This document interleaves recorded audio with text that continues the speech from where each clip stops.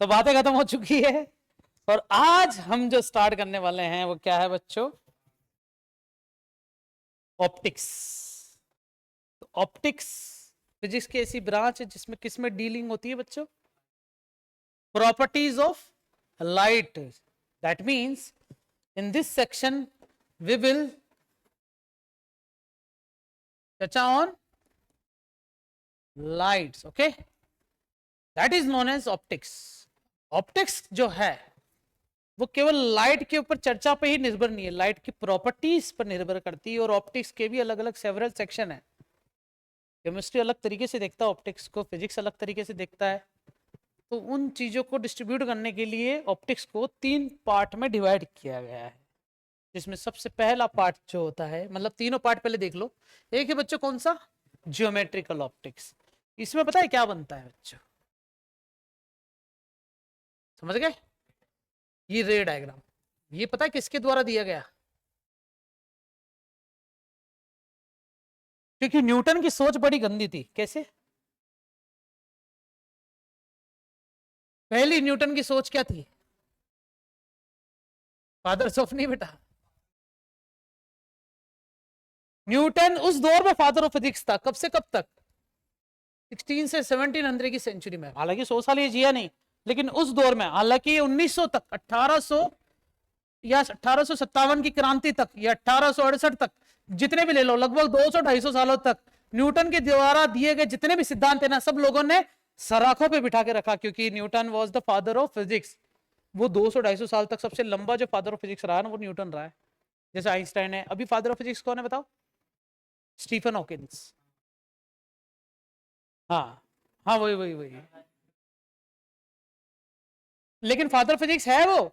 Newton के मरने के बाद भी वो फादर फिजिक्स था, क्योंकि न्यूटन के बाद कोई ऐसा साइंटिस्ट आया नहीं जो न्यूटन के दिए गए सिद्धांतों को अलग साबित करके अपने कुछ नए विचार प्रकट कर सके। अच्छा, जो विचार प्रकट करने आता था उसको बोलते रहे तू न्यूटन को गलत साबित कर रहा है, ऐसा करके उसको भगा दिया जाए। हाइगन नाम से एक नाम साइंटिस्ट आता है। हाइगन को तो इतना मतलब हाइगन के द्वारा दिए गए जितने भी सिद्धांत है ना, सारे प्रिंसिपल को साइड कर दिया गया, क्योंकि Newton was the father of physics. कहते हैं कि न्यूटन को गलत साबित करेगा। इतनी बड़ी तेरी स्ट्रेटेजी भी डाली तूने, क्या बात हुई? फिर हमारे हमारे जो जीवन में कदम रखा वो किसने रखा बच्चों? Physical optics. ये जो फिजिकल ऑप्टिक्स है ना, इससे एक्चुअली में इस नाम से भी जानते हैं बच्चों। क्या नाम से बच्चों? ये पता है न्यूटन के दौर को खत्म करने वाली फिजिक्स है। ये कौन सी ऑप्टिक्स है जिसने न्यूटन के दौर को खत्म किया? लाइट को देखने का नजरिया बदला। आइंस्टाइन जैसे साइंटिस्ट आए, हाइगन जैसे साइंटिस्ट आए, फोकल, ऐसे बहुत सारे ऐसे साइंटिस्ट आए जिन्होंने न्यूटन की सोच जो थी ना कि light travels in a rectilinear path, light हमेशा सीधी रेखा में गमन करती है, ये न्यूटन ने दिया सिद्धांत। Light consist of tiny particle called corpuscles. Corpuscle Hindi में से कहते हैं कणिका। गलत लिखा है कणिका। कणिका, कणिका का मतलब होता कण। कण की मम्मी नहीं, छोटे छोटे कणों से मिलकर जो एक मेम्ब्रेन तैयार होता है उसे बोलते हैं कणिकाएं।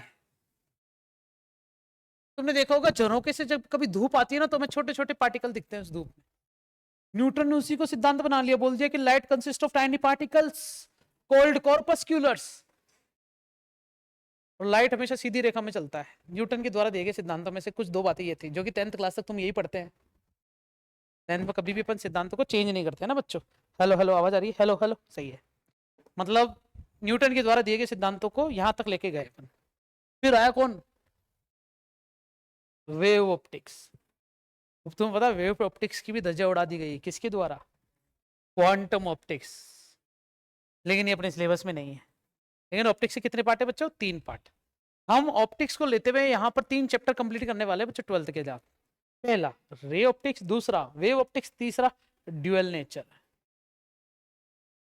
वेव और रे दोनों उठा लेंगे कि light is the dual nature.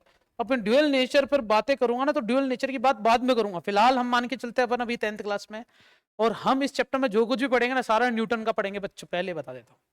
Newton ने जो कुछ भी गलत बोला वो सब हमें पढ़ना पड़ेगा, क्योंकि न्यूटन गलत है ये तो तभी पता चलेगा ना जब न्यूटन को पढ़ेंगे अपन। सही बात है ना? और सही चीज पढ़ रहे हैं वो तभी पता चलता है जब तुमने गलत चीज पहले से पढ़ रखी हो। कोई चीज गलत होती है पता कैसे चलता है? जब तुम गलत करने के बाद सही करते हो उसे। तो पहले तुम्हें इस चैप्टर में न्यूटन के द्वारा सब चीजें पढ़ाई जाएगी। 10th क्लास में जो तुमने पढ़ा उसका बस एडवांस रूप देखने को मिलेगा इस चैप्टर में, और कुछ भी नहीं। फिर भी मैं सबसे पहले डिस्कस करूंगा लाइट की प्रॉपर्टीज पे। डायग्राम शो करूंगा तुम्हारे सामने, तुम्हें बताना, भूख लग रही मुझे, कि कौन सा डायग्राम कौन सी प्रॉपर्टी को बता रहा है। ठीक है? ये बताओ ये कौन सी प्रॉपर्टी बच्चों? डायग्राम दिख रहा है क्या तुम्हें? ऐसा लिखा हुआ है।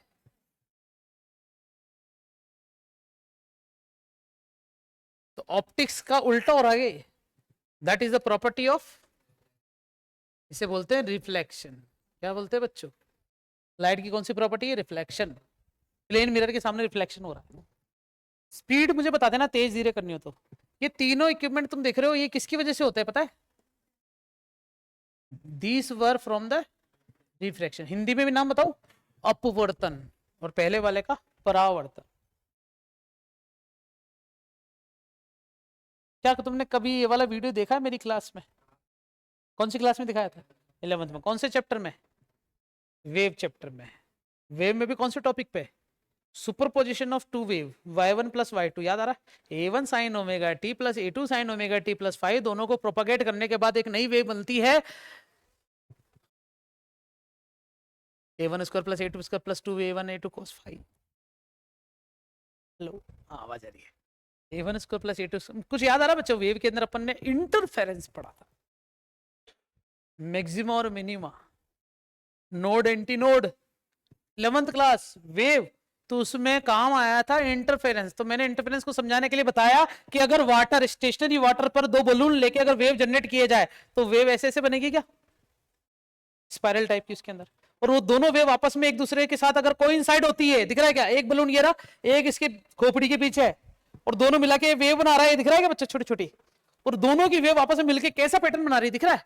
कहीं पर वेव ऊपर है, कहीं पे वेव बिल्कुल नहीं है, कहीं पे वेव ज्यादा है, कहीं पे वेव बिल्कुल नहीं है, कहीं पे वेव ज्यादा है, कहीं पे वेव बिल्कुल नहीं है। ज्यादा वेव दिख रहा है क्या तुम्हें बच्चों? ये वो पोर्शन है जहां पर वेव का उठाव ही नहीं है ना, पानी स्थिर है। इस पैटर्न को बोलते हैं बच्चों व्हाट? इंटरफेरेंस। हिंदी में से कहते हैं व्यतिकरण। व्यतिकरण तो मुझे आज तक समझ में नहीं आया क्योंकि मैं हिंदी मीडियम से, लेकिन इंटरफेरेंस मुझे समझ में आता है। इंटरफेयर, दो वेव आपस में एक दूसरे को इंटरफेयर करके एक नया पैटर्न तैयार करते, इसे बोलते हैं इंटरफेरेंस। ये पानी पानी में हुआ, पानी और पानी, पानी पानी, तो क्योंकि ये सॉलिड वेव है, मीडियम की जरूरत पड़ी। क्या ये लाइट में भी पॉसिबल है क्या?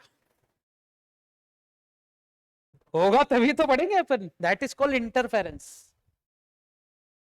बताओ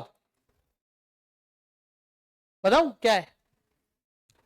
मैंने क्या करा, एक ये क्या लिख रहा है तुम्हें? ब्लेड दिख रही है, टोपाज। शीशे के ऊपर टोपाज ब्लेड रख दी और चारों तरफ से पैक कर दिया, और बीच में से सिर्फ एक छोटी सी क्या छोड़ दी बच्चों? मैंने एक झिल्ली। इसे क्या बोला जाता है बच्चों? फिल्म भी बोला जाता है, पतली। और उसके सामने एक लाइट जला दी मैंने, और स्क्रीन लगाई ब्लैक कलर की, और उस लाइट पर उस लाइट को स्क्रीन पे प्रोपागेट करवाया, इस ऑब्जेक्ट को इसके सामने रख के। तो पता सामने ऐसा पैटर्न दिखा। वैसे ऐसी लाइन दिखनी चाहिए थी सिंपल सी ग्रीन कलर की, लेकिन ऐसी नहीं दिखी। कैसा पैटर्न दिखा? कहीं पे मैक्सिमम, कहीं पे अंधेरा, कहीं पे उजाला, कहीं पे अंधेरा, कहीं पे उजाला, कहीं पे अंधेरा, कहीं पे उजाला, कहीं पे अंधेरा। इस प्रोसेस को बोलते हैं बच्चों डिफ्रैक्शन। क्या बोलते हैं बच्चों? डिफ्रैक्शन। नाम हिंदी में विवर्तन। विवर्तन, व्यतिकरण। अच्छा, विवर्तन मतलब होता है कि लाइट जो होती है वो सीधी लाइन में ट्रेवल नहीं करती है, अपने पाथ से डिफ्लेक्ट हो सकती है। That is called diffraction of light. देख लो, अगर सीधी रेखा में जाती है ना न्यूटन के द्वारा दी गई सिद्धांत के आधार पे, तो लाइट उस पतली फिल्म से निकल के सामने जो रोशनी बनाती वो भी पतली ही बनाती, हाँ या ना?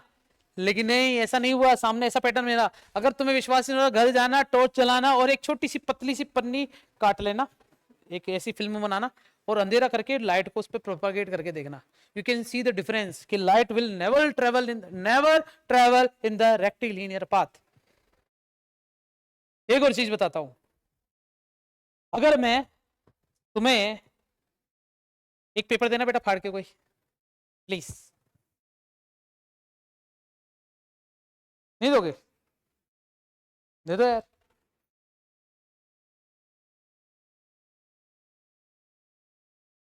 मेरी टांगे दुख रही है।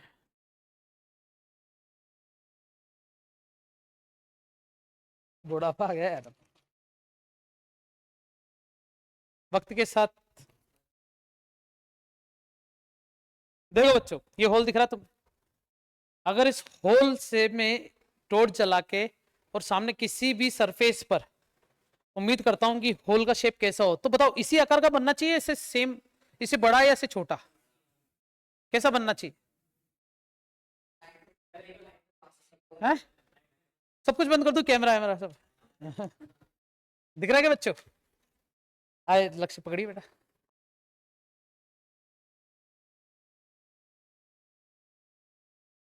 फेमस हो जाएगा, दोनों हाथ से पकड़ ले ऊपर नीचे, ऐसे सही। थोड़ा ऐसा रख ले अपन, तो दिख रहा है क्या? दिख ही नहीं रहा यार। आया,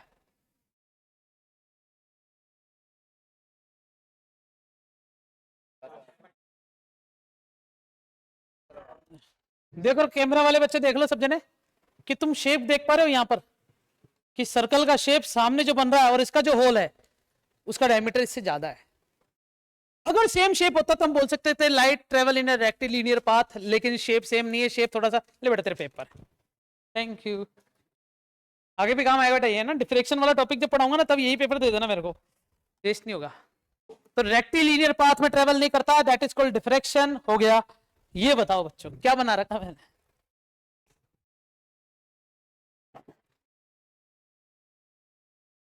अरे मैं बता रहा हूँ, रुको चुप हो जाओ, अरे रुको तो सही रुको। हाँ क्या है बेटा? Anti filter. देखो मैं बता रहा हूँ, मैंने क्या करा, एक नाला है, सही है, नहीं लिख रहा, नाले से रोशनी आ रही, सूरज चमक रहा है। अब इस चमकते हुए सूरज से मुझे चिल्का जो पड़ रहा है, उस चिल्के को हटाने के लिए, क्योंकि मुझे ये देखना नाले में कितना कचरा है, तो मैंने क्या करा, वेल्डिंग वाला चश्मा लिया। कौन सा वाला? सनग्लासेस भी ले सकता हूं, वेल्डिंग वाला चश्मा भी लिया। जिससे क्या हुआ, इससे प्रोपागेट होने वाली जितनी भी रेस थी ना जो फैल रही थी, वो फैली हुई रेस इसने इकट्ठी कर दी, देख लो। और थोड़ी देर इकट्ठी होने के बाद मुझे क्लियर इमेज दिखी, देखो मछलियां तैर रही छोटी छोटी गंदी सी, छी। और देखो सूरज इतना सा दिख रहा है, छोटा सा दिख रहा है क्या? हाँ, इस प्रॉपर्टी को बोलते हैं बच्चों पोलराइजेशन। क्या बोलते हैं बच्चों? अधिकतर स्पोर्ट्समैन वाले, जैसे क्रिकेट के अंदर एक चश्मा होता है बैंगनी कलर का, वो यूज में लेते हैं ताकि कैच करते समय सूरज की रोशनी से चिल्का पड़ के सूर्य कुमार यादव इंडिया को मैच ना हरवा दे। नाइट डे नाइट मैच में भी, नाइट में भी तुमने देखा होगा बड़े बड़े वो जो 4 लाइट के जो फोक्स लगे होते हैं, उसकी वजह से भी तो हमारी आंखों पर छिलका पड़ सकता है। तो क्या उस समय उनको कैच करने में कोई तकलीफ होती है? होती है। अपने इंडियंस वाले थोड़ा सा सहन कर लेते हैं और कैच पकड़ने का प्रयास करते हैं, कर भी लेते हैं। पाकिस्तान में तो बॉल बीच में गिर जाती है, 3 खिलाड़ियों के बीच में बॉल गिर जाती है नीचे, देखा है मैंने ऐसा 1-2 वीडियो, तुमने भी देखे होंगे। तो इसमें गलती उनकी नहीं है, गलती पाकिस्तान की है कि वो पाकिस्तान में हुआ है। ठीक है, चले बच्चों आगे। तो ये पोलराइजेशन, लाइट की कितनी प्रॉपर्टीज होगी बच्चों? 5। पहला reflection, refraction, diffraction, fraction, fraction. ठीक है, पहला कौन सा है? रिफ्लेक्शन। दूसरा रिफ्रैक्शन। तीसरा इंटरफेरेंस। चौथा डिफ्रैक्शन। पांचवा पोलराइजेशन। ये 5 प्रॉपर्टीज पढ़ने के बाद लाइट चैप्टर खत्म होता है, जिसमें इस चैप्टर के अंदर रे ऑप्टिक्स में हम पढ़ेंगे केवल 2 प्रॉपर्टी, रिफ्लेक्शन और रिफ्रैक्शन, जो कि न्यूटन ने दिया। लेकिन न्यूटन की सबसे बड़ी कमी वो इंटरफेरेंस, डिफ्रैक्शन और पोलराइजेशन के बारे में कोई सिद्धांत नहीं दे पाया, कैसे देगा? निकल लिया वो तो, जिंदा होता तो दे देता, क्योंकि उसकी थ्योरी पे अगर कोई कमी निकालेगा तो न्यूटन चुप बैठेगा क्या? वो भी अपना चेकमेट करने के लिए अलग अलग चाल चलेगा वो भी, लेकिन अब चला गया। लेकिन क्या न्यूटन का बेटा साइंटिस्ट बना? सवाल यही पैदा होता, क्या उसका बेटा भी था क्या? देख लो, अपन को थोड़ी पता है। तो न्यूटन है यार, बढ़िया इंसान था, बस उसने रिफ्लेक्शन और रिफ्रैक्शन के बारे में बताया। इसलिए हम स्टार्ट करते हैं बच्चों, क्या? Ray optics. वेव ऑप्टिक्स में पढ़ेंगे पांचों, तीनों नहीं, इंटरफेरेंस, डिफ्रैक्शन और पोलराइजेशन, ये तीनों नहीं, पांचों पढ़ेंगे, क्योंकि न्यूटन को गलत भी तो साबित करना है। रिफ्लेक्शन और रिफ्रैक्शन दोनों वापस पढ़ेंगे अलग तरीके से। और न्यूटन की थ्योरी चालू करते हैं बच्चों। अब तुम्हें मैंने सब कुछ न्यूटन के बारे में इतना गंदा गंदा बोल दिया, तो तुम इस चैप्टर को सीरियसली ले पाओगे? ठीक है, क्या है बच्चों हेडिंग? हम स्टार्ट करते हैं geometrical optics, that is ray optics. नाम में आ रहा है बच्चों क्या? रे। इसका मतलब तुम्हें किसी भी ऑब्जेक्ट को अगर देखना है तो देखने के लिए क्या आवश्यकता है? How can you see an object? How can we see? How can we see? We see just because of reflection, that's it. अगर मुझे किसी के चेहरे दिख पा रहे हैं तो लाइट जो है इस रूम में मौजूद उनके चेहरे पे गिर के मेरी आंखों तक प्रोपगेट हो रही है, that means reflection. I can see any object just because the light is traveling from that medium, from that surface and reflect towards me. मेरी तरफ वो टकरा के वापस आ रही है। तो मैं तुम्हें बताता हूं कि अगर मुझे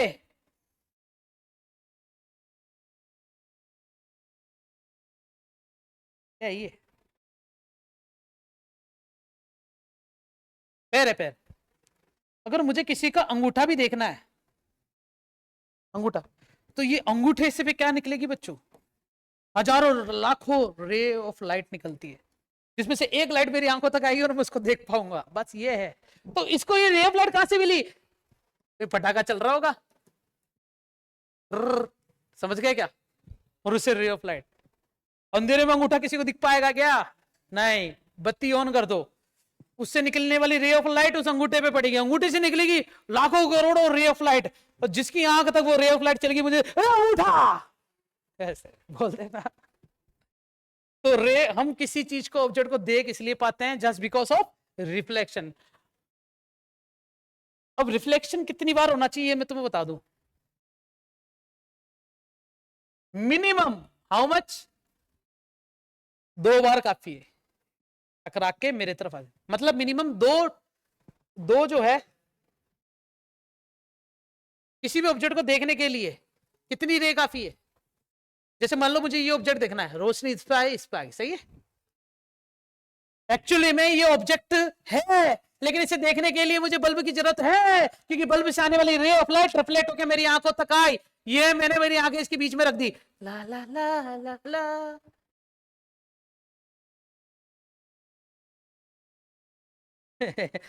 अरे वो, अरे भांपड़े तो, अरे मेरी डायग्राम अच्छा बनता है बच्चा, तुम ऐसे, अब सही है।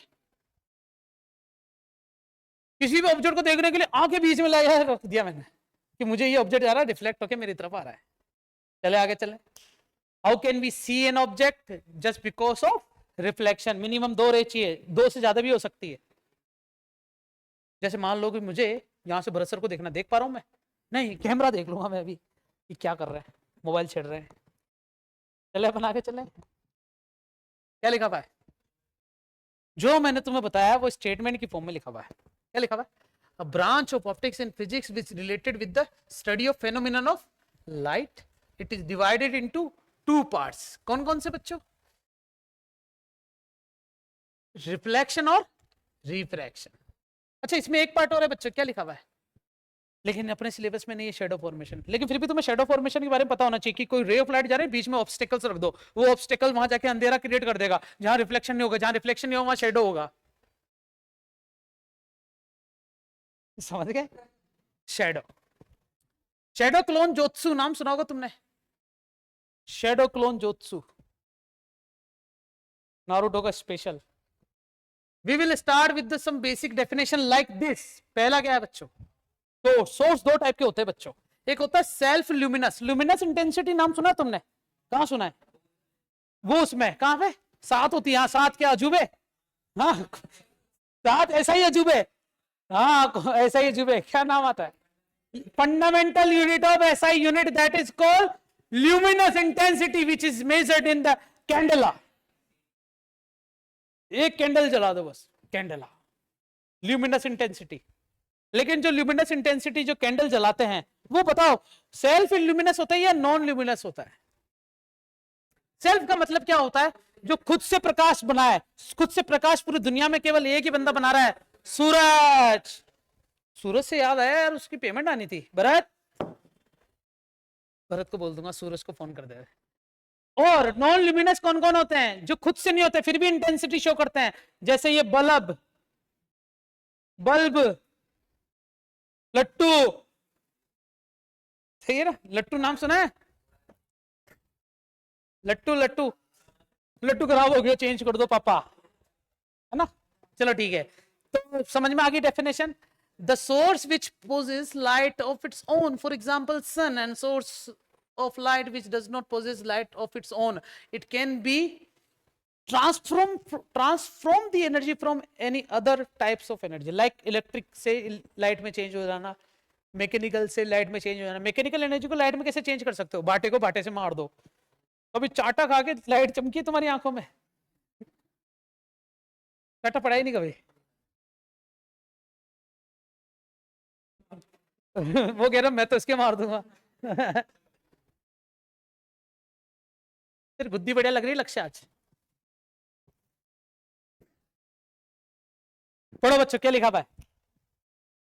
रे की डेफिनेशन तो पहले मैं तुम्हें बता दूं कि that is line, that is रे, that is line segment.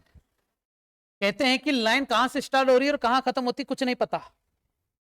Line जो है जहां से स्टार्ट हो रही है कहां खत्म हो रही है कुछ नहीं पता होता, लेकिन वी कैन से दैट रे स्टार्टिंग पॉइंट तो होता है लेकिन उसका एंड पॉइंट डिसाइड नहीं होता। और लाइन सेगमेंट के स्टार्टिंग पॉइंट भी होता है, और तो इसे ए बी के ऊपर वेक्टर भी लगाते हैं और इसे ए बी के ऊपर ऐसे एरो लगाते हैं।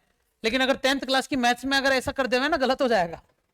10th क्लास में सिर्फ ए बी लाइन ही लिखा जाता है, लेकिन अपन ए बी के ऊपर ऐसे दोनों तरफ एरो बना के भी लिख सकते हैं। और ए बी लाइन सेगमेंट तो ए बी लाइन सेगमेंट है, इसको मैं ऐसे लिख दूं ए बी के ऊपर लाइन सेगमेंट है, सच में ऐसे रिप्रेजेंटेशन, ठीक है। A ray of light is the straight line path of the transform of energy. अच्छा फील हो गया बच्चों क्या लिखा हुआ है लाइट? हाँ, लाइट एक एनर्जी है। क्या तुम मानते हो कि लाइट एक एनर्जी है? कैसे मानते हो? कि अर्ली इन द मॉर्निंग थोड़ा सा भी तावड़ा निकल गया, तावड़ा समझते हो? हाँ, थोड़ा सा भी तावड़ा निकल गया, और भरी गर्मी में छत पे सोते हैं ना अपन सब, भरी गर्मी में छत पे सोते हैं बिल्कुल। एक टेबल फैन होता है जो लग जाता है, और एक गूगी होती है जिसमें ना पानी, लंबी गर्दन वाली सुरही कहते हैं ना, क्या कहते हैं उसे, लंबी गर्दन वाला होता है ना जिसमें पानी ठंडा रहता है एकदम मस्त। मटको? अरे मटका नहीं, वो लंबी गर्दन होती है जिसकी, जो भी ड्रैगन वाला मूवी होता है उसका है, गर्मियों में काम आते हैं, जो ना चारों तरफ उसके कपड़ा लपेट के गीला करके उसको रखे सुबह, और जब रात को प्यास लगे तो उसको उंदा कर करके गिलास भरते हैं, मतलब टेढ़ा करके, जैसे समझ गए ना। तो उस समय घर वाले तो उठ के चले जाते हैं सुबह जल्दी नहीं, धूप आते ही जब कंबल हटाई और उस समय आंखें बंद है फिर भी सूरज की रोशनी जब आंखों पे पड़ती है मजा आ जाता है, कंबल उड़ के सो जाते हैं, ठीक है। या कभी ऐसा हो कि तुम छत पे सो रहे हो और बारिश आ गई हो और तुम्हारी नियत नहीं कर रही नीचे जाने की, कंबल ओढ़ के सो कि पूरा गीले हो जाएंगे तो नीचे चले जाएंगे, और फिर तुम ये भी सोचते हो कि नहीं अभी बंद हो जाएगी बारिश, फिर जब लगता ना कि नहीं यार लेके भागना पड़ेगा, ये तके इधर ये इधर बाकी सब ऊपर। अब इस केस में ल्यूमिनस इंटेंसिटी के बारे में समझाना चाहता हूं। जब हम सुबह उठते हैं ना तो हमारी रात भर आंखें ना अंधेरे में होती हैं, तो हमारी आंखों के पास जो क्षमता होती है ना वेवलेंथ पहचानने की, वो थोड़े समय के लिए हम खो देते हैं, इसलिए एकदम से हम उस वेवलेंथ को एक्सेप्ट नहीं कर सकते। That is called light has the energy, और वो एनर्जी ना इतनी सेंसिटिव होती है, इतनी छोटी इतनी पतली एनर्जी वेव होती है, इतने समझ गया ना, जिससे सिर्फ हमारी आंखों पर इफेक्ट पड़ता है और किसी चीज पे इफेक्ट नहीं पड़ता। बट अगर सूरज से डायरेक्ट जो रे आ रही है और ओजोन लेयर उसको फिल्टर ना करे, तो केवल हमारी आंखों पे ही नहीं, हमारी स्किन पे भी इफेक्ट डाल सकती है। तो स्किन पे इफेक्ट डालने वाली रेज भी होती है क्या? होती है। नहीं, धूप में खेलो बास्केटबॉल, काले पड़ जाओगे। हाँ, ये वाला पोर्शन अलग है, ये वाला पोर्शन पूरा अलग है। यहाँ से देखो, राखी के समय पे 2-3 दिन छुट्टी थी, शायद मैं घर पे था या मेरी तबीयत खराब थी, शायद मैं छुट्टी पे था। तो घर पे ना मेरे भांजे के लिए मैं वो क्या नया त्योहार आता है ना, तो उस त्योहार से रिलेटेड जो खिलौने या कुछ होते हैं ना, वो क्या 1-2 महीने पहले आना चालू हो जाते हैं। जैसे अभी दिवाली आ रही तो पटाखे आ चुके हैं घर में, है ना, बंदूकें आ रही, पटाखे आ रहे। पोपो, उसको पोपो पसंद है, टक टक, पूरा बड़ा पैकेट ले रखा उसने। तो राखी के टाइम पे उसने पतंगे मंगवा रखी थी मेरे से। और वो तो क्या है, सैटरडे संडे आता और बस यूं यूं करता रहता बालकनी में खड़ा होके बस। तो मेरे लिए 4-5 दर्जन पतंगे पड़ी है, मंजा पड़ा है। तो मैंने कहा चलो आज पतंग उड़ाते हैं। बनियान में, बॉक्सर में छत पे चला गया पतंग उड़ाना, भरी गर्मी में। मजा आ रहा था मेरे को उड़ाने में, चश्मा पहन के उड़ा रहा था मैं नीचे आया 2 घंटे बाद, बनियान उतारी, बनियान फिर भी पहनी भी लग रही थी। मैंने कहा नहाऊंगा तो ठीक हो जाऊंगा। नहीं, 3 दिन लगे मेरे को रगड़ रगड़ के ये बताने में कि भैया धूप के अंदर कौन है। ठीक है, समझ गए बच्चों? तो लाइट हैज एनर्जी। सच में प्रकाश के पास एनर्जी मुझे उस दिन फील हुआ। हालांकि फील तो मुझे बहुत पहले भी हो गया था। बहुत पहले एक बार जब मैं ना बिना स्कार्फ के, बिना हेलमेट के कॉलेज चला गया बड़ी गर्मी में, मजा आ गया मेरे को। मैं यहां से यहां तक बिल्कुल व्हाइट चल रहा था, बिल्कुल एकदम काले कपड़े पहन के। ये चेहरा ही मस्त हो गया था मेरा, अलग ही दिख रहा था। ऐसा लग रहा किसी ने काट के एकदम ब्लैक बॉडी डायग्राम हो गया। चलो ठीक है, देखो,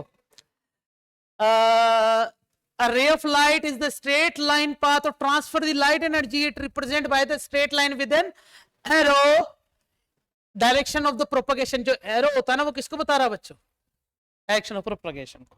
फिर ये क्या लिखा है बच्चों? Beam, beam beam beam. तुमने सुना लेजर बीम, सुना होगा नाम, LASER, ल्यूमिनस। इसकी फुल फॉर्म क्या है? ये होता है ना, ये ऊपर होता है, ल्यूमिनस स्टिमुलेटेड एमिशन, ल्यूमिनस। अरे यार, ल्यूमिनट ए का मतलब क्या भूल गया मैं तो यार, LASER। ये पता है, E मतलब स्टिमुलेटेड, S मतलब स्टिमुलेटेड, A मतलब, अच्छा हाँ सही है, ये होता है LESAR, लेजर। तो S मतलब स्टिमुलेटेड, A मतलब, अरे यार, स्टिमुलेटेड एमिशन रे, ल्यूमिनस, आगे पता नहीं, ल्यूमिनस आर्बिट्री स्टिमुलेटेड एमिशन रे। बढ़िया यार। हाँ बता, फुल फॉर्म बता। वाईफाई नहीं बेटा, सिर्फ पासवर्ड चेंज करा, वाईफाई तो है, वाईफाई तो है। उस दिन वाईफाई बहुत बढ़िया चल रहा था सबके मोबाइल में, हमारे नहीं चल रहा था बस। फिर हमने कुछ ऐसा किया कि हमारे में सबसे बढ़िया चल रहा, बाकी किसी में नहीं चल रहा। कैसा लगा मेरा idea? Beam, ray of beam. Beam होता क्या है? जिसमें बहुत सारी रेज होती है, 1 2 3। अगर रे ऑफ लाइट मिलके आती है कहीं पे तो उसे अपन बोलते हैं कन्वर्ट होना, एक पॉइंट पर आना। और अगर फेल रही तो उसे बोलते हैं डाइवर्ज होना। और अगर सीधी जा रही तो इसे अपन बोलते हैं पैरेलल बीम ऑफ लाइट। समझ गए क्या? गुच्छा of rays of light, that is called beam. Beam पता है कहां होती है बच्चों? लेजर लाइट में बीम होती है या रे होती है? बीम होती है। बहुत सारी लाइट इकट्ठे करके। तुमने मूवी देखी बच्चों, आइला, क्रिश 3? उसमें देखो रोहित मेरा, जब क्रिश मर रहा होता तो रोहित मेरा कांच के टुकड़े से सजा के बीच में एक छोटा सा पेन रखता है, बटन दबाता है और सारी रे ऑफ लाइट रिफ्लेक्ट होके एक दूसरे में फिर उसकी छाती में घुस जाती है। देखा ये वाला सीन? फिर उसे पता चलता है कि एनर्जी नहीं आ रही है, तो वो उसके सामने जाके खड़ा हो जाता है, उस इंटेंसिटी में खुद खड़ा हो जाता है ताकि उसके शरीर की सारी ताकत किसमें चला जाए, उसमें। उसके बाद वो कभी मूवी नहीं आई। देखा फिजिक्स की क्या धज्जे उड़ाते हैं।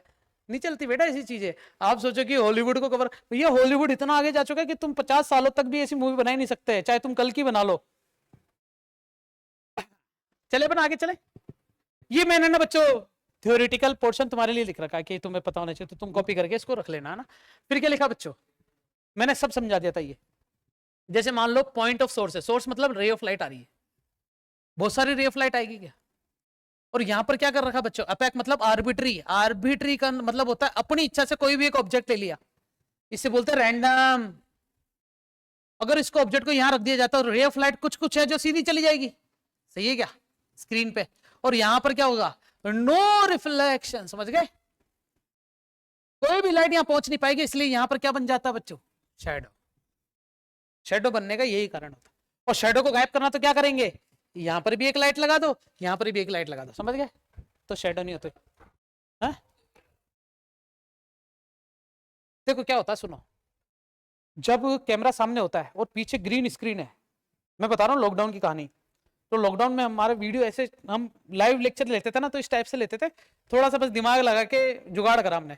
तो ये जो नोटिस बोर्ड है ना अपने कोचिंग का, इस नोटिस बोर्ड पे हमने ना ग्रीन वाला पर्दा जो अपने पास पड़ा रहता है एनी टाइम, इस ग्रीन वाले पर्दे को ना ऐसे पिन से फिक्स कर दिया। और जहां पर नीचे अर्शिता में बैठती है ना जिस चेयर पे लंबी सी, वो चेयर उसके आगे रख दी हमने। और ये जो पोडियम है, ऐसे 2 पोडियम रख दिए, एक पे लैपटॉप और एक पे पेन टेप, और पीछे लगा दी ग्रीन स्क्रीन, सामने लगा दिया कैमरा। तो कैमरा चालू करा, ग्रीन स्क्रीन है, ग्रीन स्क्रीन को हमने सेट किया कि हम उस लैपटॉप के स्क्रीन पे आके स्टेबल हो जाए, और ग्रीन स्क्रीन रिमूव कर देंगे तो मैं ही दिखूंगा सामने। एक तरीके से हाइब्रिड क्लासरूम हो गया बिल्कुल, बिना पैसा खर्च किए, मस्त। और आईफोन एल यही था, तो आईफोन से चल रहा था, कैमरे भी नहीं थे उस समय, ट्राइपॉड से। लेकिन वो ग्रीन स्क्रीन में ना पीछे ना ब्लर ब्लर सा कुछ आ रहा था, मतलब वो वीएफएक्स टाइप का कुछ ज्यादा अच्छा हो नहीं रहा था। तो हमें पता चला कि लाइटिंग अच्छी होनी चाहिए। तो हम, हमारे पास छतरी के भी पैसे नहीं थे उस समय, या फिर दुकानें नहीं खुली थी छतरी के लिए। तो ये छतरी जो लगा रखी है अपने, लाइटिंग अच्छा कर रखा है, वैसा कुछ सिस्टम था नहीं। तो हमने क्या करा, अंकल है ना लाइट वाले, इनकी खराब हेलोजन पड़ी ऊपर बहुत सारी, है ना, खराब लाइट पड़ी, उसको हमने रिपेयर करके 2 हेलोजन तैयार करी। एक बेंच यहाँ लगा, एक बेंच यहाँ, दोनों हेलोजन लटका दी। इतनी खतरनाक रोशनी आई कि हम पढ़ाते पढ़ाते आंखों में ऐसा लग जाता कि ये बस अब नहीं हो पाएगा हमसे। तो हमने उसके ऊपर क्या करा पता है, रुमाल रख देते थे। तो रुमाल से क्या होता था, उससे आने वाली इंटेंसिटी थोड़ी कम हो जाती थी। अब हमने वो लाइट क्यों लगाई, क्योंकि पहले पीछे शेडो बन रही थी, आईफोन के टॉर्च से पीछे शेडो बन रही थी, शेडो की वजह से वो स्क्रीन, ग्रीन स्क्रीन पूरी रिमूव ही नहीं हो रही थी।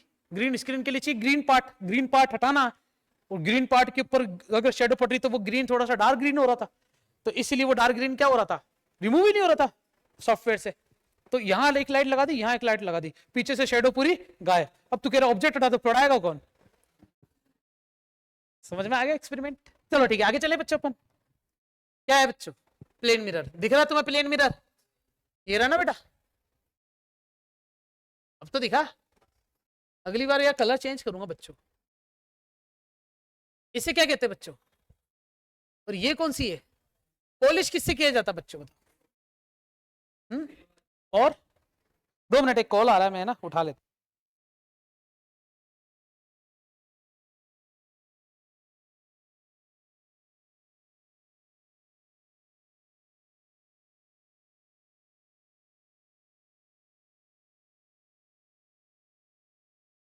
Hello hello hello hello hello hello hello hello hello hello hello hello, क्या कह रहा बेटा, क्रोमियम।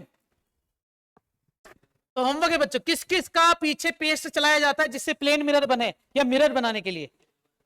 अरे बेटा जबरदस्ती जवाब दे रहे, सिल्वर तुमने 10th क्लास में नाम सुना है, बस एग्जैक्ट तुम्हें बताना है कि किसका लेप चढ़ाया जाता है, किस सॉल्यूशन को लगाया जाता है, किस मटेरियल को यूज में ले जाता है। तो प्रॉपर, क्योंकि देखा होगा कभी कभी येलो कलर भी, कभी कभी रेड कलर होता है, कभी कभी ब्लू कलर होता है, कभी कभी सिल्वर कलर होता है पीछे, तो अलग अलग पेस्ट होता है। तो तुम्हें वो सारे मटेरियल होमवर्क है, कल मुझे बताना है जब लेक्चर स्टार्ट होगा, तो सबसे पहले आप सब मुझे आगे होकर बताएंगे कि सर इस टाइप का पेस्ट इस पे लगाया जाता है, ठीक है ना, इफेक्टिव मिरर बनाने के लिए। ठीक है, आगे चलते हैं बच्चों। प्लेन मिरर होता क्या है, कोई बात नहीं, प्लेन मिरर है, बहुत बढ़िया। हम तो बात करते किसकी, ऑब्जेक्ट। ऑब्जेक्ट 2 टाइप के होते हैं, रियल ऑब्जेक्ट और वर्चुअल ऑब्जेक्ट। अच्छा, ऑब्जेक्ट 2 टाइप के, तो इसका मतलब इमेज भी 2 टाइप की होती है, एक रियल इमेज और एक वर्चुअल इमेज। जो लाइन लिखी हुई ना, इस लाइन के ऊपर चर्चा कुछ नहीं कर रहा मैं तो सीधा तुम्हें डायग्राम बना के दिखाऊंगा। देखो बच्चों, ये मेरे पास रे ऑफ लाइट आई, इसका मतलब यहां पर कौन है बच्चों? ऑब्जेक्ट, और ये ऑब्जेक्ट कैसा है? लेकिन ये टकरा दोनों यहां रही है, ये क्या बना रही है? इमेज। तो रियल इमेज के लिए ऑब्जेक्ट कैसा हुआ प्लेन मिरर में? सुनो जरा, इमेज रियल कभी बन सकती है क्या मिरर के अंदर? मिरर के अंदर इमेज रियल बन सकती है क्या? नहीं बन सकती। लेकिन इमेज अगर वर्चुअल बनाए तो ऑब्जेक्ट कैसा होना चाहिए? रियल। रियल ऑब्जेक्ट है तो इमेज कैसी बनेगी बच्चों? वर्चुअल बनेगी। समझ गए? ऑब्जेक्ट जब रियल होता है तो इमेज वर्चुअल बनती है, और जब ऑब्जेक्ट ही क्या हो जाए बच्चों? वर्चुअल हो जाए, तो इमेज कैसी बनेगी बच्चों? रियल बनेगी। क्या ऐसा पॉसिबल है? कभी हो सकता है, जब तुम आईने में घुस जाओ ऐसे। हातिम मूवी देखिए, हातिम। हातिम में एक सीरियल आता था, उसमें ऐसा होता था कि वो आईने में घुस जाते थे और दुनिया अलट पलट करके वापस बाहर आ जाते थे। डोरेमोन। हाँ चलो छोड़ो, ठीक है। जहां साइंस नहीं जा सकती वहां मूवी वाले जाते हैं भैया, 100%। साइंस है ना, आईने के अंदर कभी नहीं घुस पाई उस यूनिवर्स में। एक एग्जांपल बताऊं, स्ट्रेंजर थिंग्स, एक वेब सीरीज है स्ट्रेंजर थिंग्स। उसमें है ना दो वर्ल्ड चल रहे हैं, एक होता है रियल वर्ल्ड, एक होता है upside down world. Upside down मतलब सीधा वर्चुअल वर्ल्ड। ऊपर सब कुछ, जितने मकान, जितने रोड बने हुए उतने के उतने रोड नीचे बने, सेम ग्रेविटी, बस उल्टा हो जाओ, वहां पर सारी चीज उल्टी, जो अच्छा वो बुरा है, जो बुरा है वो अच्छा। क्योंकि मिरर के अंदर क्या होता है, हम तो फिजिक्स में जानते हैं कि लेफ्ट राइट होता है, राइट लेफ्ट होता है, बस। बाकी अपर अपर ही होता है, लोअर लोअर ही होता है। वहां तो जो अच्छा वो बुरा, जो बुरा वो अच्छा, जो कुत्ता भटका भर रहा है वह इंसान उस कुत्ते के भटका भर रहा है। पब्लिक डिमांड होगी शायद उस मूवी की, तो बन गई। मैं कल एक मूवी देख रहा था, मेरे को नींद ही नहीं आ रही थी, पढ़ते पढ़ते रात को 12 बज गई। मैंने कहा पढ़ते पढ़ते नींद आ जाए तो भी नींद नहीं आ रही, तो मैं इतना नहीं पढ़ सकता यार मैं, अब मेरे को थोड़ा सा टेंशन हो जाएगी नहीं तो मैं मूवी देखने लग गया। मूवी देखी मैंने, प्लेटफॉर्म, है ना, बड़ी घटिया मूवी। घटिया मतलब समझ रहे हो, अजीब सी, मतलब देखने की इच्छा हो रही है लेकिन वो क्यों देख रहा हूं मैं, और इच्छा बहुत हो रही है।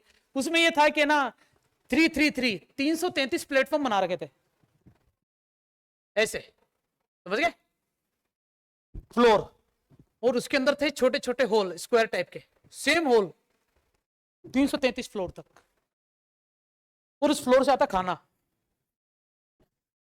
333 फ्लोर के अंदर, हर फ्लोर में 2 जने रह रहे हैं, फ्लोर के ऊपर नंबर भी लिखा हुआ 1 से लेकर 33 तक।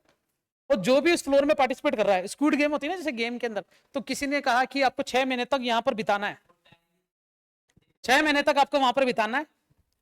और सुनो, तुम्हारे पास 2 ऑप्शन है, एक तो खाना तुम्हारी पसंद का मिलेगा, तुम अभी लिखवा दो तुम्हें कौन सा खाना चाहिए। तो किसी ने कह दिया मुझे डेली पिज्जा चाहिए, किसी ने लिखवा दिया मुझे डेली सुशी चाहिए, किसी को बोल दिया मेरे को डेली चिकन चाहिए, किसी ने बोल दिया मुझे डेली केक चाहिए। सबने अपना अपना, 333 लोगों ने अपना अपनी डिश बता दी। तो उस छोटे से हॉल के अंदर से एक बड़ा सा प्लेटफॉर्म आता है, उस प्लेटफॉर्म में खाना होता है सबका इकट्ठा। वो 1 से 2 से 3 से 4 से 333 तक जाता है, और सबके लिए रूल्स ये है कि सब जने अपने ऑर्डर किए हुए खाने को ही खाना चाहिए, दूसरे खाने को नहीं खा सकते। लेकिन जो 1 नंबर पे है, 2 पे है, 3 पे है, 4 पे है, 5 पे है, 6 पे है, पता खाना 60 तक तो खत्म ही हो रहा पूरा। 60th फ्लोर पर 120 लोग हो गए, 120 लोग तो खाना खत्म ही कर रहे हैं। अब बताओ 333 में 2 से मल्टीप्लाई करो, कितने लोग हैं टोटल? 666, जिसमें से 120 लोग तो खाना खत्म कर रहे हैं, और नीचे तक लोगों के पास खाना ही नहीं जा रहा। अब ट्विस्ट गेम में ये है कि हर महीने बाद सबका रूम चेंज होगा। जैसे महीना एंड होता है तो नीचे 333 वाला भी 1 पे जा सकता है। तो मान लो कि पहले मंथ में जिसको खाना नहीं मिला 333, उसने सर्वाइव तो कर लिया जैसे तैसे करके, और उसे एकदम से मिल गया तीसरा फ्लोर, वो भैया चौथे फ्लोर तक खाना ही नहीं जाने दे रहे। कभी खाने पे पूरा सूसू कर दे रहे, कभी क्या बोला, मैं तो नहीं भैया, मेरे को जितना तुमने टॉलरेट किया है, मतलब जितना मुझे तुमने कुछ भी खाने तो नहीं पहुंचा, तो मैं किसी को नहीं दूंगा, हम तो डूबेंगे सनम, तुम्हें भी। मुझे बिल्कुल पसंद नहीं आ रही मूवी, बस मैं देख रहा हूँ। तुम्हें मैंने जैसे बताया, तुम्हें थोड़ा एक्साइटमेंट लगा गया, अभी बाकी है, मैं घर जाऊंगा आज। मैं पूरी देख डालूंगा, बहुत इरिटेशन सी हो रही है उसको देख के, जब तक खत्म नहीं करूंगा ना मन में घूमती रहेगी। हाँ, तो प्लेटफॉर्म हटाओ, वापस टॉपिक पे आओ। ये दोनों प्लेन मिरर थे। प्लेन मिरर के बारे में लाइन बोलना चाहूंगा, इरशाद, कि अगर ऑब्जेक्ट है रियल, सॉरी, अगर ऑब्जेक्ट है रियल तो इमेज बनेगी virtual. You are playing in the virtual arena, है ना। प्ले फ्रिक्वेंटली और टेक सम रेस्ट, पबजी। ऐसी लाइन सुनने को मिलती है जब गेम स्टार्ट होता है, ठीक है। ऐसा क्यों बोलते हैं वो? एडिक्टिव गेम है, ऐसा कुछ नहीं है। इधर आओ बच्चों, ये कौन से मिरर आगे बताओ? दोनों spherical mirror, that is called कौन केव। केव मतलब क्या होती है? केव गुफा, और गुफा होती है अंदर से घुसी हुई, इसीलिए ये पोर्शन अंदर से घुसा हुआ है। और ये क्या है? ये तो दशरथ है।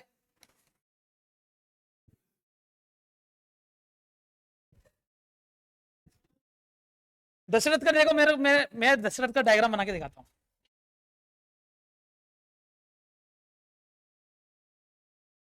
और सुनो, अगर इसमें से मुझे कॉन्वेक्स मिरर चाहिए, ये लो, क्या आ गया कॉन्वेक्स मिरर। और अगर मुझे कॉनकेव मिरर चाहिए तो मैं दशरथ को आगे से बिठा दूंगा, ये लो। तो थोड़ा चाहो तो ऐसे कर दो, ये लो बन गया, ठीक है बेटा। कह रहा टॉपिक पढ़ाने के लिए, याद दिलाने के लिए बता रहे हो ऐसा। तो तेरे बेटा बेइज्जती करने की पूरी कोशिश कर रही तेरी, पूरा शोषण हुआ है तेरा। इधर देखो बच्चों, सब जने, सर आदत है, इधर आओ। ये इमेज दोनों कहां से आ रही है? ऑब्जेक्ट दोनों इनफाइनाइट से आ रहा है।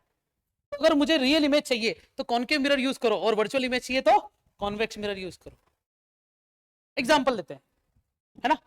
मुझे है ना जो है वर्चुअल इमेज का मतलब होता है मुझे आईने में दिखना चाहिए, क्योंकि वर्चुअल इमेज, अगर आईने में मुझे कुछ दिखेगा, जैसे मैं आईने के सामने खड़ा हूं तो मेरी जो इमेज सामने दिख रही है, जे की सर जो दूसरा है, उनको हाथ पकड़ के बाहर तो नहीं लाऊंगा कि आज तू मैथ्स पढ़ा देना, मेरे को छुट्टी पे रहना है। ऐसा थोड़ी हो सकता है, नहीं हो सकता। तो इसका मतलब वो मेरी वर्चुअल इमेज है। ऐसे ही मैं बाइक चला रहा, मेरे बाइक के पर कांच लगा हुआ है, साइड ग्लास, लेफ्ट और राइट। उस साइड ग्लास में थोड़ा सा देखा होगा कर्वीलिनियर है, वो थोड़ा कर्व शेप का है। उसका पोर्शन बीच में से बाहर है या अंदर है? क्या लगता है तुम्हें? बाहर है या अंदर है? ऐसी सोचो जरा। चलो छोड़ो, बाहर अंदर छोड़ो, मुझे बताओ तुम्हें ऑब्जेक्ट पीछे वाला दिखता है या नहीं दिखता? दिख रहा है, इसका मतलब वर्चुअल इमेज है। दिख रहा मतलब वर्चुअल इमेज है। और वर्चुअल इसमें किसमें दिख रही है? इसमें दिख रही है, इसमें दिख रही है, इसमें दिख रही है। इसीलिए तुम्हारा जो साइड ग्लास होता है ना, उसका कांच बीच में से उभरा हुआ होता है, साइड ग्लास। तो साइड ग्लास ये जो यूज में लिए जाते हैं, ये कैसे होते हैं बच्चों? कॉन्वेक्स टाइप के होते हैं। कौन से? क्योंकि इसमें इमेज होती है वर्चुअल, ताकि तुम आईने में भी देखते हो तो अपने आप को देख पाते हो। तो उस कांच में भी देखोगे ना, जो साइड ग्लास होता है, उसमें भी तुम्हें किसी को देखना है। अरे रियल इमेज कभी देखी नहीं जा सकती। मैंने मेरे ही आईने में खुद की रियल इमेज देख लेना, जिस दिन देख ली, मतलब जिस दिन, मजा आ जाएगा बच्चों। सिलेबस एकदम मतलब ऐसा चलेगा कि बोलना नहीं चाहिए, मतलब है ना। ऐसा करेंगे कभी जीवन में, कभी ऐसी मशीन बनाएंगे जब फिलहाल मिरर बन चुका है। समझ में आ गया बच्चों मैंने क्या बात बोली? प्लेन मिरर में हमारी इमेज मुझे वर्चुअल दिखती है, क्योंकि मैं ऑब्जेक्ट रियल हूं। और जो वर्चुअल वाला वो भी अपने आप को तो रियल समझता होगा ना, मैं हूं रियल। अभी ऐसा हुआ कि तुम आईने से हट गए, लेकिन आईने से तुम नहीं हटे हो अभी तक। देखा मूवीज में अक्सर ऐसा होता है। चला गया, इधर देखो। तुम्हें पता है कि अगर लेंस को यूज करते हैं ना, तो इससे रे ऑफ लाइट है ना कन्वर्ज होती है, और इससे क्या होती है? डाइवर्ज होती है। तो डाइवर्जेंस में कौन सी आ रही है बच्चों? ये ऑब्जेक्ट कैसा था बच्चों? रियल था, लेकिन इमेज कैसी बनी? वर्चुअल। इसमें क्या है बच्चों? ऑब्जेक्ट कहां से आ रहे हैं बच्चों? इनफाइनाइट है। इनफाइनाइट से ऑब्जेक्ट है तो अपन क्या मानते हैं उसको? वर्चुअल ऑब्जेक्ट हो रही है। अच्छा, इन दोनों के बारे में नहीं बताऊंगा मैं, रिफ्रैक्शन में अधिकतर चर्चा कर लेंगे। फिलहाल तुम्हें ये दोनों चारों तो समझ में आ गए, रियल इमेज और ऑब्जेक्ट। अच्छा, ऑब्जेक्ट भी रियल और वर्चुअल हो सकते हैं, इमेज भी रियल और वर्चुअल हो सकते हैं। इनकी डेफिनेशन नहीं समझा रहा, मैंने फील पूरा करवा दिया, समझ में आ गई, सारी लाइनें लिखी हुई है। चलेगा बच्चों? ठीक है ना, आगे चल सकते हैं। क्या लिखा हुआ है? Point at which the reflected or refracted ray actually converges is called the real image. Or point from which the reflected and refracted ray appear to be diverged is called the virtual image. कहते हैं कि dead dash line होगी ना तो वो virtual हो जाएगी, और अगर सीधी लाइन होगी तो वो रियल होगी। बट ये लाइन समझ में आ गई? इस लाइन का मतलब यही है, अगर रे ऑफ लाइट सीधी बनाएंगे बिना डैश के तो इसका मतलब वो क्या हो जाएगी? रियल। और डेड डैश लाइन बनेगी तो वो कैसे बनाएगा बच्चों? वर्चुअल। ये क्या है बच्चों? मिनिमम 2 रिफ्लेक्टेड और reflected ray required to determine the image position. मतलब तुम्हें किसी ऑब्जेक्ट को देखने के लिए मिनिमम 2 रिफ्लेक्टेड या रिफ्लेक्टेड रे चाहिए। दो से ज्यादा कितनी भी हो सकती है, लेकिन 2 तो लागेली ही लागेली। ठीक है, लागी। क्या लिखा हुआ? रे ऑफ लाइट के लिए कुछ बेसिक्स लो। तुमने 10th क्लास में जो लॉ पढ़ा है ना वही वापस रिपीट हो रहे हैं, लेकिन मैं थोड़ा सा तरीका चेंज कर रहा हूं ताकि तुम्हें लगे कि हाँ भाई आज शौर्य नहीं आया बेटा, जिंदा है। ठीक है, क्या लिखा बच्चों? Law of rectilinear propagation of light, ये न्यूटन ने बोला था। जो मैंने तुम्हें बात बोली वो लाइन लिखी हुई कि लाइट हमेशा क्या होती है? रेक्टिलिनियर प्रोपगेट करती है। दूसरा क्या है? Law of independence of light rays. इसका मतलब क्या होता है? रे ऑफ लाइट निकलती है ना तो वो हमेशा इंडिपेंडेंटली कहीं पे भी जा सकती है। ये तो सही बात है। मैंने बताया ना अंगूठा वाला तो याद है एग्जांपल? अंगूठे पे एक भी लाइट अगर प्रोपगेट हो गई तो वो रिफ्लेक्ट हो गई हजारों लाखों करोड़ों लाइट चारों तरफ से निकालेगी, जो तुम्हारी आंख तक पहुंच गई। क्या बोलोगे उसके तुम? अंगूठा। ठीक है, तो रे does not disturb each other upon the intersection. सही है। फिर क्या लिखा हुआ है? ये लाइन अच्छी लिखी हुई है कि बहुत सारे रे आपस में अगर इंटरसेक्ट भी हो रही है ना तो एक दूसरे को डिस्टर्ब नहीं करेगी और मजे देगी। पर वाह, चमकदार और चमको। इधर क्या लिखा हुआ है? Law of reversibility of ray of light state that the retrace there path when their direction is reverse. मतलब यो यो यो यो यो यो यो यो एफ सी। सही है। 10th क्लास कुछ नहीं बोला, सिर्फ साउंड निकाला, तुम्हें समझ में आ गया सब। ये वाला क्या लिखा हुआ है? लॉ ऑफ रिफ्लेक्शन आता है तुम्हें? बताओ क्या होता है लॉ ऑफ रिफ्लेक्शन? आ जा तू पढ़ा ले।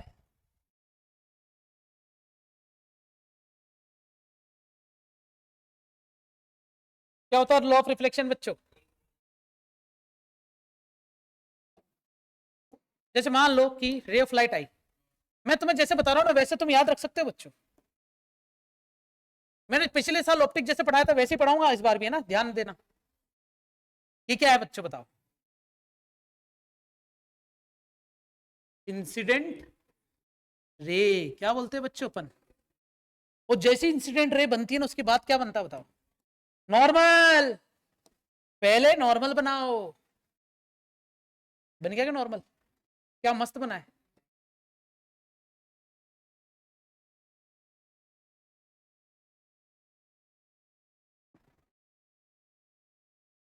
और बताओ अब क्या होगा?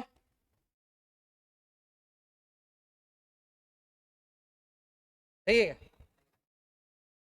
इसे क्या बोलेंगे बच्चों अपन? इसे हिंदी में भी नाम लिख दो बच्चों में, अभिलंब। इसे क्या बोलेंगे? Reflected ray. क्या बोलते हैं बच्चों? Reflected ray. मुझे चाहिए बच्चे एक तो ब्लू पेन, एक चाहिए मुझे व्हाइट पेन, एक चाहिए मुझे ब्लैक पेन। कोई भी 3 पेन दे दो रे यार। वो व्हाइट पेन दे तो गया मेरे को टीचर के पास। जल्दी से दो, ढक्कन हटा के देना।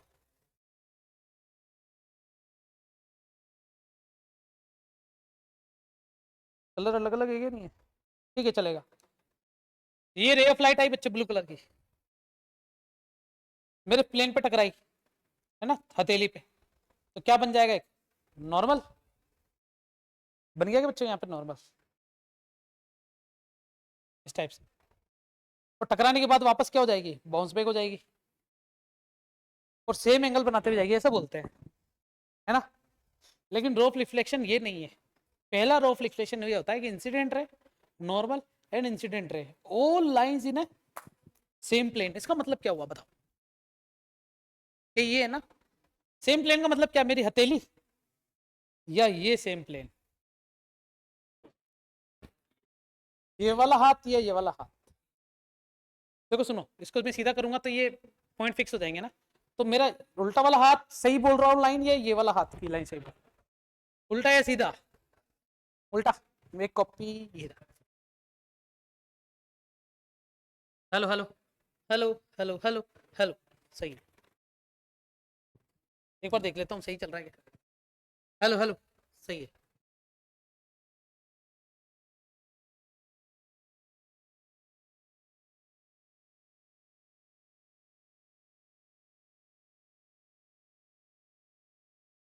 देखना बच्चों, ये मैंने रे ऑफ लाइट के हिसाब से 3 पेन यहां पर फिक्स कर दिए ऐसे, दिख रहा है क्या।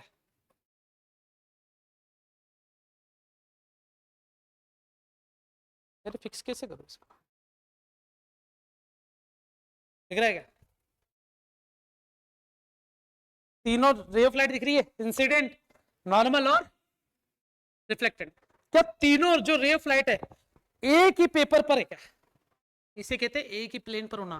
इसका मतलब ये नहीं है कि ये जिस पर आ रही है वो वाले प्लेन पर होना, वो तो प्रोपगेशन का प्लेन है। लेकिन ये ट्रेवल जो होती है ना एक ही प्लेन पे, इसका मतलब होता है कि क्या कभी ऐसा हो सकता है क्या, जैसे ये है रे ऑफ लाइट दोनों चिपकी हुई और ये थोड़ा उससे बाहर निकल जाए, ऐसा पॉसिबल है क्या। ऐसा कभी हो सकता है क्या, जबकि एंगल सेम है, आई और आर सेम है, लेकिन ये है ना जात बार हो गई, निकल ली गई, कैसा पॉसिबल है क्या। रे ऑफ लाइट ऐसा ही टकरा गया। देखो बेटा, रफ सरफेस भी होगा ना तो भी हम बात कर रहे हैं किसकी, प्लेन मिरर की। अगर मैं रफ सरफेस भी बात करूंगा ना तो जब वो टकराएगी तो वो ना तो स्पेरिकल मिरर हो गया ना ही प्लेन हो गया। तो रफ सरफेस के अंदर हमारा शेप, तुमने देखा होगा सर्कस होता है एक, जिसमें हम अजीब अजीब के कांच के सामने खड़े होते हैं ना, तो कभी पेट बड़ा दिखता है, कभी चेहरा बड़ा दिखता है। अरे बहुत सारे तुमने स्नैपचैट पे फिल्टर भी देखे होंगे। अरे हाँ, ये जो फिल्टर आने स्नैपचैट जिसमें चेहरा बड़ा हो जाता है, कभी क्या हो जाता है, तो वो पहले पुराने जमाने में सर्कस में हुआ करते थे, जिसमें अलग अलग शेप के आईने होते थे, जिसे बोलते थे क्या बोलते थे उसे, नहीं नहीं नहीं नहीं, dis disturb surface of mirror. Mirror जो का जो प्लेन जो सरफेस होती थी ना वो कैसी होती थी बच्चों, इरेगुलर होती थी। ना तो वो प्लेन होती थी ना वो स्पेरिकल होती थी, लेकिन अपन किसकी बात कर रहे हैं, प्लेन की। क्या कभी हो सकता, ऐसा हो सकता है क्या, ऐसे ray of light I, normal बना और टकरा के उसको ऐसे जाना चाहिए था, लेकिन वो ऐसे चली जाए या ऐसे चली जाए या वापस ऐसे चली जाए, नहीं, जबकि एंगल तो सेम बना रही है सब में। मैंने मान लो 30 डिग्री पे छोड़ा तो 30 पे यहां चली जाए, तो इसका मतलब आई बराबर आर तो प्रूफ हो रहा है। जबकि पहला नियम ये नहीं है, पहला नियम क्या है कि तीनों, क्या ये रिफ्लेक्शन की इंसिडेंट सही है क्या, नहीं ये थोड़ी हवा में। अब अब सही है, तो तीनों लाइन एक ही प्लेन पे मौजूद होना बहुत जरूरी है। तो मैंने जो तुम्हें समझाया है, दूसरा नियम तो तुम्हें पता है, आई बराबर आर 10th क्लास में ऐसे ही पढ़ा दिया जाता है, प्लेन सेम प्लेन। हाँ तुमने यही पढ़ा होगा 10th में बच्चों, सेम प्लेन पे होना चाहिए, एक ही प्लेन है, टक टक टक टक टक। जबकि ये नहीं है बच्चों, ये होता है सेम प्लेन। मैं तुम्हारी उंगली पकड़ के ऐसे पीछे घुमा दूं कैसा लगेगा, सेम प्लेन पे हो पाएगी नहीं। ये तो मैं कर सकता हूँ।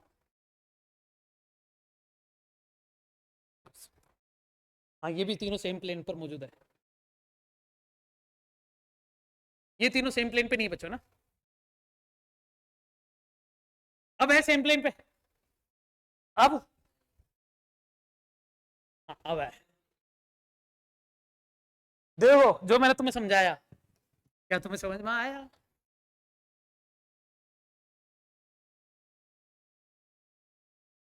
रेडी बना दिया थोड़ा डायग्राम। क्या इंसिडेंट रे आ रही है, टकराई तो क्या बना, normal always perpendicular to the reflecting, और टकरा के जब चली गई तो आई बराबर आर होता है, ये मुझे पता है। लेकिन incident ray, reflected ray, normal, तीनों एक ही प्लेन पे लाई करने चाहिए। ये प्लेन देख रहे हो तुम बच्चों, तीनों एक ही प्लेन पे लाई करने चाहिए। ये वाला नीचे वाला that is not a right plane, इस वाले प्लेन की बात नहीं हो रही, किस वाले प्लेन की बात हो रही है, इमेजिनरी प्लेन जिस पर ये तीनों प्रोपगेट होती है, जिससे ये तीनों प्रोपगेशन चल रही है। प्रोपगेशन का मतलब क्या होता है, जैसे बंदूक की गोली आती है तो उसे अपन प्रोपगेशन नहीं बोलेंगे, बंदूक की गोली आ रही है ऐसे बोलेंगे सीधा। लेकिन लाइट कभी आ रही है ऐसा नहीं बोलेंगे, लाइट इज प्रोपगेटिंग। समझ गए, लाइट हमेशा क्या होती है, प्रोपगेट होती है। प्रोपगेट का मतलब होता है विचरण करना, चलना, आ रही है जाने दे चलती जाएगी, प्रोपगेशन। ये शब्द उठाया वेव से, वेव हमेशा प्रोपगेट करता है, याद होगा प्रोपगेशन अपन ने ना सबसे पहले वेव वाले चैप्टर में ही सुना था, propagation of wave, wavelength. Wavelength के बारे में मैंने कुछ बताया तुम्हें 11th में? क्या बताया? कुछ नहीं बताया, इस बार बताऊंगा। समझ में आया ये बच्चों? सब कुछ समझ में आ गया? इसमें एक लाइन और जोड़ दूं बच्चों में। दूसरा नियम, पहला नियम तो हो गया कि सारे एक ही प्लेन पर मौजूद होने चाहिए ना। ये रहा statement, plane containing the incident normal reflected ray. Hypothetical plane containing, hypothetical का मतलब बताओ क्या होता है बच्चों? छद्म, छद्म, छद्म, छद्म मतलब होता है वर्चुअल। वर्चुअल मतलब क्या होता है? मन गणन। सही है बच्चों, मन में माना, इसे छलावा भी कह सकते हैं। ठीक है दशरथ? छिलावा नहीं, छलावा है ना, दाढ़ी मुंह है इसके, इसकी भी आगे अब तक रिस्क है। बढ़िया, अब लग रहा तू स्मार्ट इंसान। नहीं क्यूट लग रहा बेटा ये दूसरा पॉइंट, दूसरा पॉइंट कहता है कि आई एंगल किसके बराबर होना चाहिए बच्चों? सब 10th में पढ़ के आ चुके हैं, तरीका चेंज करने के लिए इतनी फालतू की बकवासें कर रहा हूं मैं। सब कुछ पढ़ के आ चुके हैं अपन, है ना? क्या लिखा हुआ है? वो से मतलब बेटा इतना एक्साइट में चल रहा, सब सामने देख रहे हैं, यू बात। अभी अलीशा का बर्थडे आज, तेरे को पता है क्या? केक काटेगा क्या? चलो ठीक है, देखो बच्चों क्या लिखा हुआ है, the image is always same size and the same distance behind the mirror as the object in the front of it. जब भी प्लेन मिरर की बात होती है बच्चों, तो इन दोनों के बीच की डिस्टेंस भी क्या होगी बच्चों? सेम होगी। ये ऑब्जेक्ट और ये क्या है? इमेज है। और साइज भी क्या होना चाहिए बच्चों? सेम होना चाहिए। साइज भी क्या रहेगा? सेम रहेगा। ये मिरर है ना, ठीक है। When the object is real, virtual image is formed and vice versa। इसका मतलब क्या हुआ? इस लाइन का मतलब बताओ। देखो आई थिंक समझ में आ गया। जब ऑब्जेक्ट तो वर्चुअल इमेज बनती है, और जब वर्चुअल इमेज हो, वर्चुअल ऑब्जेक्ट हो, तो रियल इमेज बनती है, वाइस वर्सा। दोनों एक दूसरे के उल्टे प्लेन मिरर में। ओके अगला,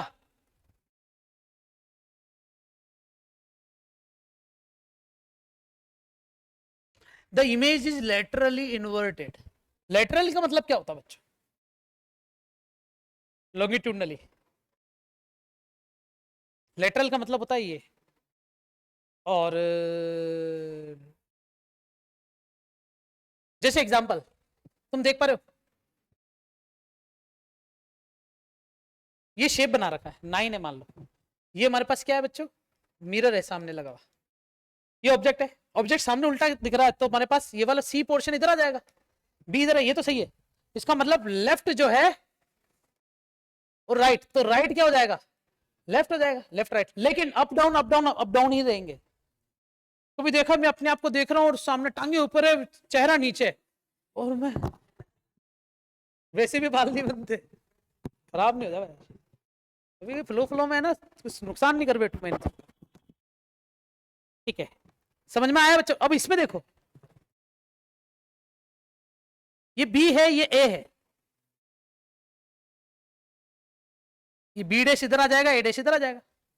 left right, right left change हो सकता है, लेटरली चेंज हो सकते हैं, लेकिन ये अप डाउन में चेंज नहीं हो सकते। ये स्टेटमेंट लिखा हुआ है इसमें, ठीक है। इन्वर्ट क्या समझना है क्या? कुछ पढ़ के देख लेना, आ जाएगा समझ में, कोई रॉकेट साइंस नहीं है। फोर्थ पॉइंट पढ़ो, through every part of mirror from complete image of an object we usually see only that part of image from which the light after reflect from the mirror reach our out। जैसे example कि मुझे यहां पर एक mirror लगा हुआ है मान लो इस दीवार पे, और इस दीवार पे मैं देख रहा हूं, तो क्या मुझे मेरी शक्ल दिखेगी? कि नहीं, मुझे बाकी बच्चे सब दिख जाएंगे, मैं ही नहीं दिखूंगा, क्योंकि मुझे सिर्फ वही दिखेगा। नहीं, मुझे वही दिखेगा जिस ऑब्जेक्ट की रे ऑफ लाइट रिफ्लेक्ट होकर मेरी आंखों की तरफ आ रही है। स्टेटमेंट समझ में आया?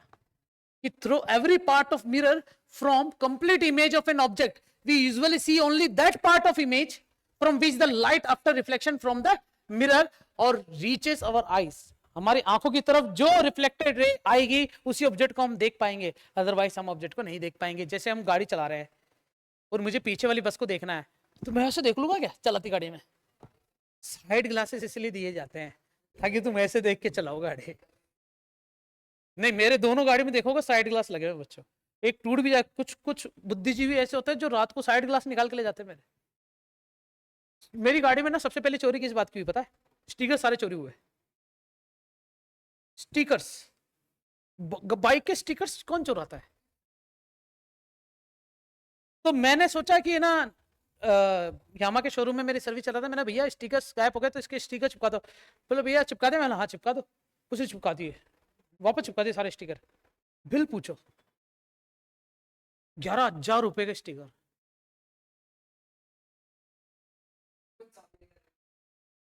उसने स्टिकर लगाना चालू करे, एक छोटा स्टिकर, बिल मेरे हाथ में था, वो स्टिकर लगा रहा था। 11,000 देखते ही मैंने, अरे भैया 11,000 किस बात के लगा दिए इसमें? टोटल बिल हो रहा था बच्चों 12,300 रुपए का, जिसमें 11,000 के केवल स्टिकर स्टिकर। मैंने स्टिकर के इतने पैसे? हाँ भैया कंपनी के स्टिकर है, बहुत महंगे आते हैं इसलिए तो चोरी हो जाते हैं। कंपनी के स्टिकर चोरी करके बेचते हैं इनको, और वो इनके पास रहते हैं, वो फटते भी नहीं स्टिकर। मेरी बाइक में एक ही जो टंकी पे जो है ना स्टिकर, वो उनसे आज तक नहीं उतरा। बाकी सारे स्टिकर मेरे चोरी हो चुके हैं। जब मैं कॉलेज में था तो मैं मेरी क्लास, मेरी मतलब कॉलेज में मेरी ब्रांच का टॉपर था। तो मेरी ब्रांच थी मैकेनिकल। क्या थी बच्चों? तो मेरी बाइक के पीछे मैंने ये लिखा रखा था पता है? अच्छा, मैंने ये लिखा रखा था मेरी बाइक के पीछे, एमी स्टॉपर। और लिखवा दिया। तो सेमेस्टर का रिजल्ट आया नया वाला, मैं सेकंड टॉपर हो गया। तो फिर मैंने सोचा कि इस स्टिकर को हटा देता हूँ, क्योंकि क्योंकि ना वो क्या कहते हैं उसे, अब वो उपाधि जा चुकी है मेरे जीवन से। दो बार लगातार टॉपर था, तो मैंने टॉपर लिखवा दिया। मेरे दोस्त ने कहा कि लिखवा दे। मैं ठीक है लिखवा देते। और वो अपने दोस्त की दुकान पे ले गया, यहाँ गांधी भवन साइड में है ना जो बहुत सारे, तो स्टिकर उसने लगा दिया मिस टॉपर। मेरा टॉपर वाला किताब हट गया। फिर रिजल्ट के दूसरे दिन जब मैं कॉलेज गया, तो कॉलेज में हम दोनों ने जब रिजल्ट मैच किया ना, तो मुझे पता चला कि ये जो टॉपर था ना, वो क्या तलवे बहुत चाटता था टीचर्स के। तलवे समझ गए ना? अरे सर आपका टिफिन लेके आऊंगा सर आपकी कार में से, तो वो टिफिन लाएगा, उसके कुछ वर्क करेगा, उसकी कुछ फाइल वर्क कंप्लीट कर देगा, और अपन से ऐसे तलवे नहीं चाटे जाते। तो उसके ना 20 में से मार्क्स ऐसे जा रहे 19 20 18, 19 20 18, मेरे जा रहे 20 में से 3, 20 में से ऐसे 4। और कभी ऐसे रिजल्ट के बाद आता था ना, मैं ऐसे 2 बार टॉपर बन गया, तो मैंने गया डायरेक्टर सर कि सर मेरा ना रिजल्ट है ना, देखो सर वहां से मार्क्स मेरे बहुत अच्छा रहे, लेकिन कॉलेज से ना नंबर मेरे 3 4 5 ही जा रहे हैं सर, कुछ करो। बोलो बेटा तुम्हारे पुराने कांड है ना वो धुल रहे अभी, तुम्हारे डिसिप्लिन की वजह से तुम्हारा है सर। मैंने कहा सर देख लो आप, पिछले 3 महीने से मैंने कुछ किया हो, मैं कॉलेज ही नहीं आ रहा हूँ। बोले इस वजह से तो नंबर 3 नहीं दे रहे तुम्हारे।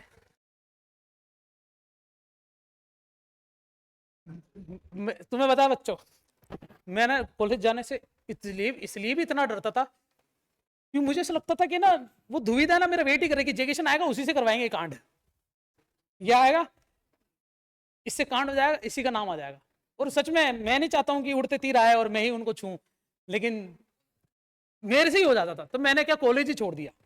मेरे कॉलेज में से ना एक टाइम ऐसा है 20 में 1 नंबर जाने लग गए, 0 तो भेज ही नहीं सकते वो, 1 जा रहा है 2 जा रहा है, लेकिन मेरे वहां से नंबर आ जाते थे, इसलिए मैंने गाड़ी से ये नाम हटाया ही नहीं, एम स्टॉपर। मेरे गाड़ी के सारे स्टिकर हट गए, सिर्फ इसको छोड़ गए। एक लड़का था, मैंने तुम्हें शायद पहले भी बताया होगा, राम निवास महावीर व्यास, बताया किस कौन सी क्लास में बताया? मॉर्निंग ड्रॉपर में बताया गया। एक है ना, मेरे को याद दिलाना बच्चों, कभी मौका देख के उसके बारे में चर्चा करेंगे। फिलहाल अपन अपने टॉपिक पे रहते हैं, ये आखिरी टॉपिक करा देता हूं, फिर अपन इस लेक्चर को यहीं पे खत्म करेंगे। क्या लिखा हुआ बच्चों यहाँ पर? डिवीजन। डिवीजन का मतलब होता है देवी चंद। कौन देवी चंद कौन होते हैं मैं तुम्हें बताता हूँ। देवी चंद वो होते हैं जो दे के भूल जाते हैं, और मांगीलाल कौन होते हैं? जो मांगते थकते नहीं है। तो मेरे पास है ना देवी चंद के तो फोन आते ही नहीं, अब मांगीलाल पीछे पड़े मैं। तो देवी चंद कौन होते हैं बताता हूं, कि जो सीधा फोकस करते हैं, कोई इनसे कुछ ले गया तो उन पर उनका ध्यान ही नहीं होता। देखो इंसिडेंट रे आई, रिफ्लेक्ट होगी, क्या फर्क पड़ता है, सीधा जा रहा है बेचारा। तो जो रिफ्लेक्टेड रे आई और जो देवी चंद है, इन दोनों के बीच में एंगल कितना है ये बताओ? इसे ही बोलते हैं angle of deviation. Angle of deviation जो होता है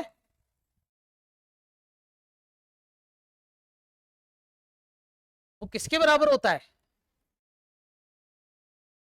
एंगल ऑफ इंसिडेंट, जो एंगल ऑफ इंसिडेंट, जो रे ऑफ जा रही है ना, इसे क्या अपन ट्रांसमिटेड रे भी बोल सकते हैं क्या बार? हाँ या ना? एंगल ऑफ इंसिडेंट बोल दें या क्या बोले अपन इसको, इंसिडेंट रे। तो मेरे को तो ये एंगल निकालना है, इसका फॉर्मूला तो क्या ही बनाऊं मैं।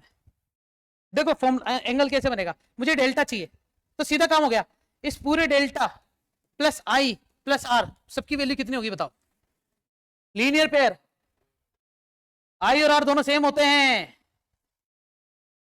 तो एंगल ऑफ डेविएशन कितना आ जाएगा? 180 में से न्यूमेरिकल बनाया जा सकता है कि इस पर एंगल ऑफ डेविएशन। तो ये कहानी है बच्चों। देखो कुछ आगे ऐसा है कि जो मुझे लगता है कि पढ़ा के खत्म कर देना चाहिए। यहां पर हो गया, यहां पर हो गया। हाँ, कोई बात नहीं, बहुत अच्छा तुमने मेरा सपोर्ट दिया बच्चों, बहुत अच्छा साथ दिया। आज के लिए हम हमारे शब्दों को आज विश्राम देते हैं और इसी की चर्चा हम नेक्स्ट लेक्चर में फिर से करेंगे। Thank you so much, thank you.